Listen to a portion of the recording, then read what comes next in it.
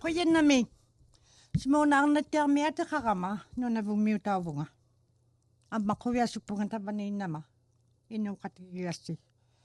Thank you very much for welcoming me here. I feel like I'm part of the group here because it's all very interesting what we're hearing about. And the introduction wasn't really missing a few pieces. My colonial self that I will introduce is I was born a Mangwalik, named after an elder who died recently in my family as the soul name is carried on. But as we became colonized, I was given an E number, this number to identify myself. My government identification is E51267. Eskimo from Region 5, 1267. Then when I went to residential school, again, I'm a number. And they take you by the height and number you from 50 on up. And you can see that I'm sitting on a chair today because I'm so short. So I started out number 43 one year, 53 last year, and 65 the year before, and every year I got a new number. So I didn't know myself as a person very well. But I would like to thank you for the inclusion of the Inuktitut language projects in this gathering. All too often we Inuit look with envy with what's happening with language preservation, revitalization, introduction of language, and promotional and development of indigenous created curriculum and delivery. What I would like to promote are community-driven language workshops, not the school-run ones, nor the government-run ones, but those projects initiated by the community, the elders, and the caring parents who want Inuktitut courses. And those workshops are developed, managed, and conducted by Inuit elders and Inuit language instructors, which are most successful when held out on the land with identified traditional activities, away from the colonial town, away from the government, away from the hub and the rush of the urban settlements that we were forced to relocate to. Learning on the land is hands-on and visual, because we are visual and we learn best by observing. And we are oral. We have very little written material, traditionally. We are an oral people, and we are visual, and we use a lot of body language. There are challenges when an Inuit community group applies for language projects. If you're not government, if you're not a school, but you're a community. Those challenges are communities do not have the infrastructure, no teaching resources, and lack of acknowledgement of elder qualifications and knowledge, which is equal to remuneration. Elders are paid pennies to do a very vital job of reintroducing the language.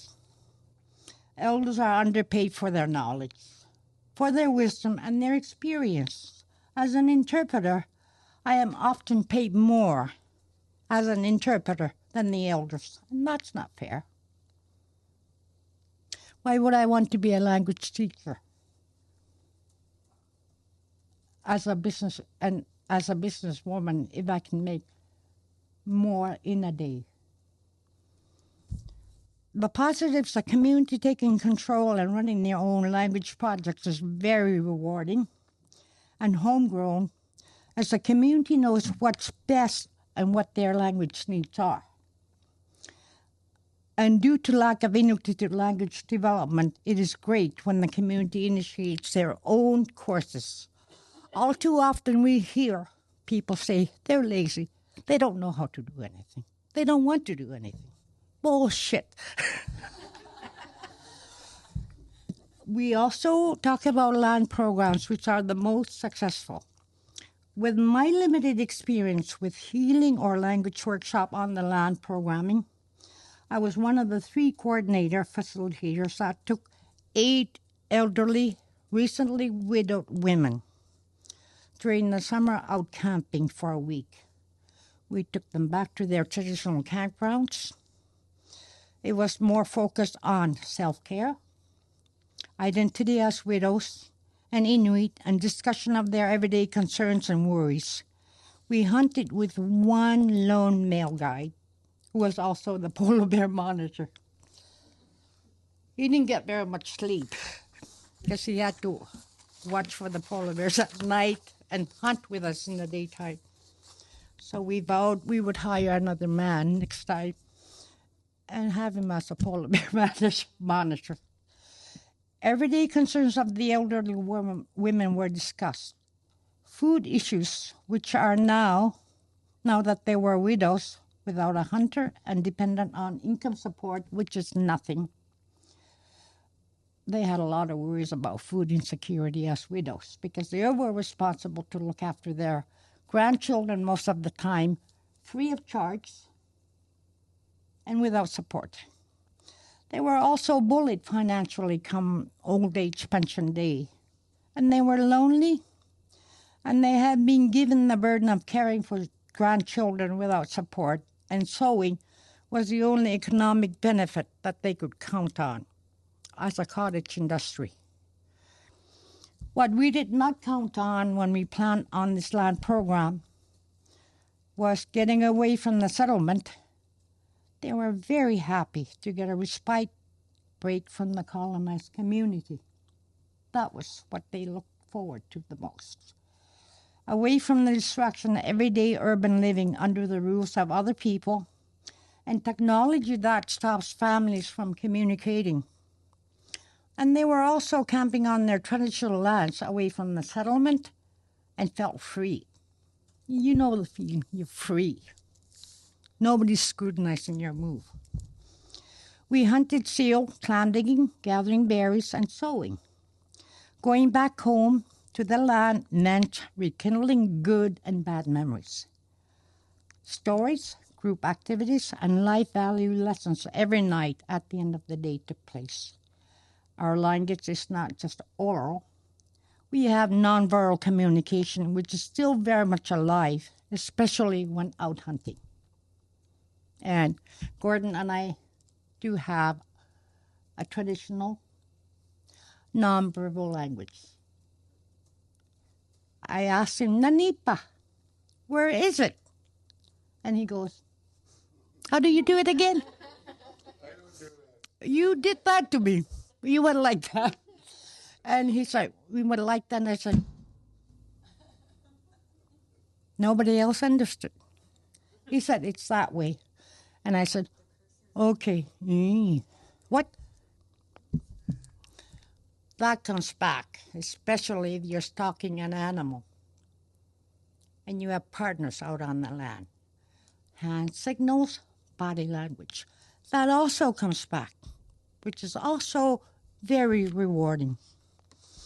But we also had language through music in the evening, storytelling, dance, games, which often happens so naturally when we're out on the land. Content silence is also a very positive communication and healing. And we learned to be comfortable in silence, which took some effort, but it was okay. When language training sessions take place out on the land, there is something else going on.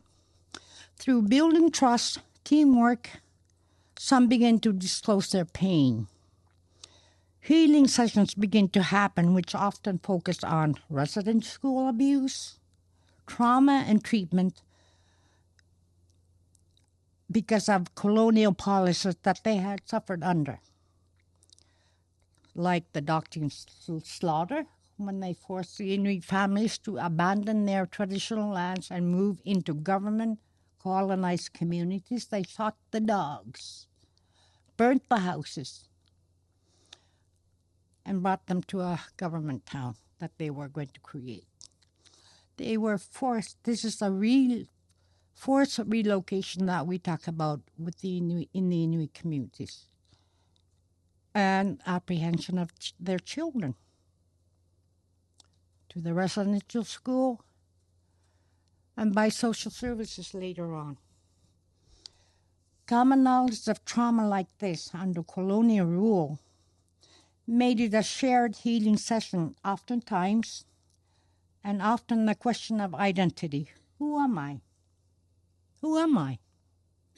Working as a team, when people work together, people began to get comfortable and healing begins to happen along with language development. We worked with local resources because we didn't have a lot of funds.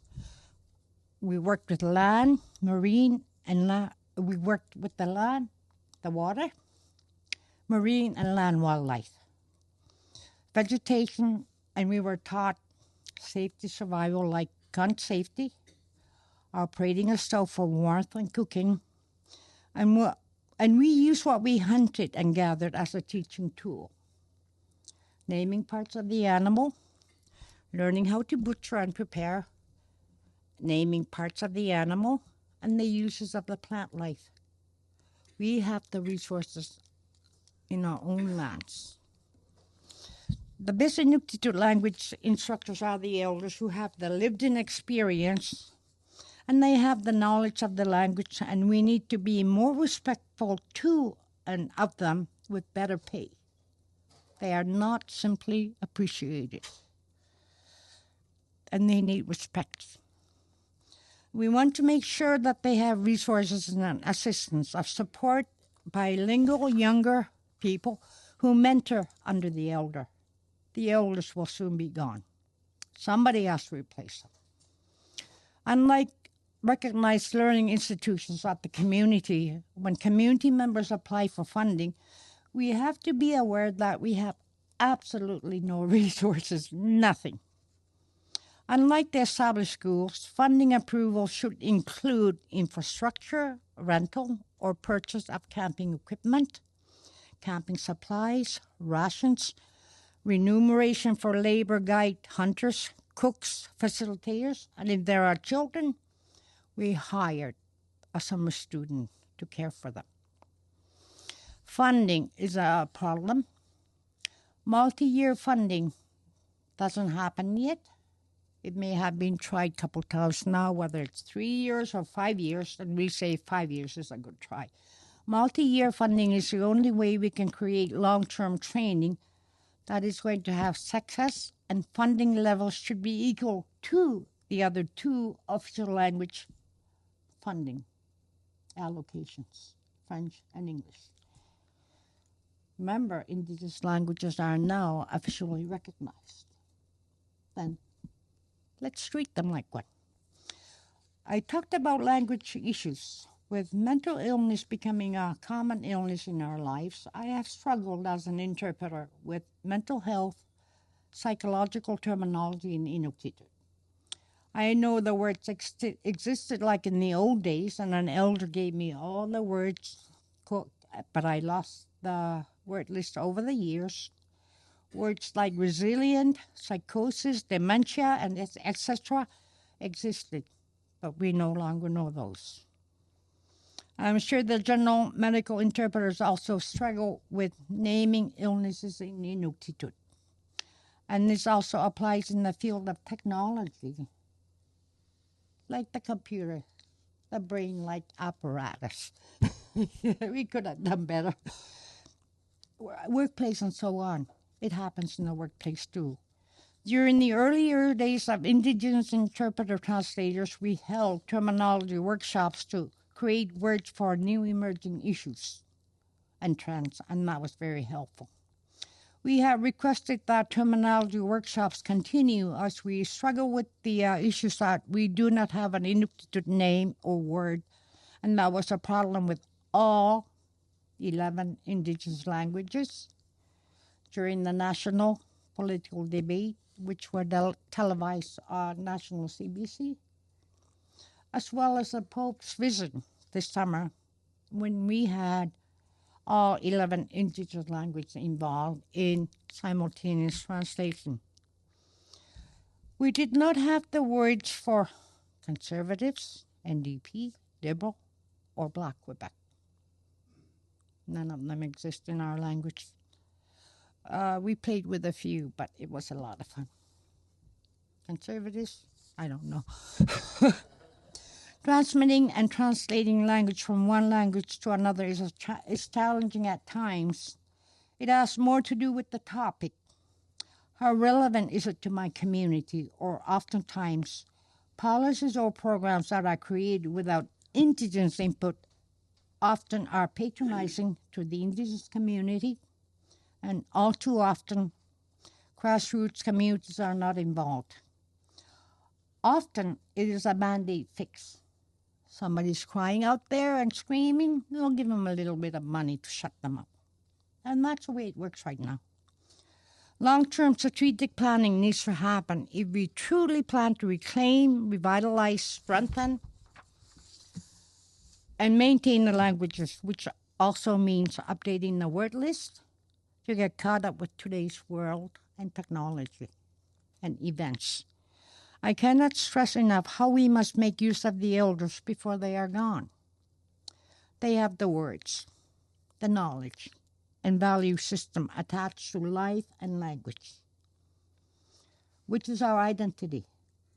Language is our identity and is who we are. They should also mentor and train younger language carriers who will take the role as elders after they are gone, the elders. In Nunavut, we have the Official Languages Act, which recognizes Inuktitut, English, and French as the official languages. And government agencies have to serve the public in all official languages. Nunavut is still working on medical, travel, and other public services to provide in Inuktitut, as it's not happening today, 20 years later. 20 years after we signed the Nunavut Agreement. Sadly, luckily, Nunavut also has the Inuit Language Protection Act, which Canada does not have. Nunavut very loudly supported UNDRIP. The government of Canada support UNDRIP. Did they sign it? Did they support it? My last point. Remember the elders, the language carriers. They are only hope at the moment for our languages to survive, revitalize, update, and maintain, which I hope we will all speak fluently one day to make it alive and well again. Kuya namin. Ay, tayo ma.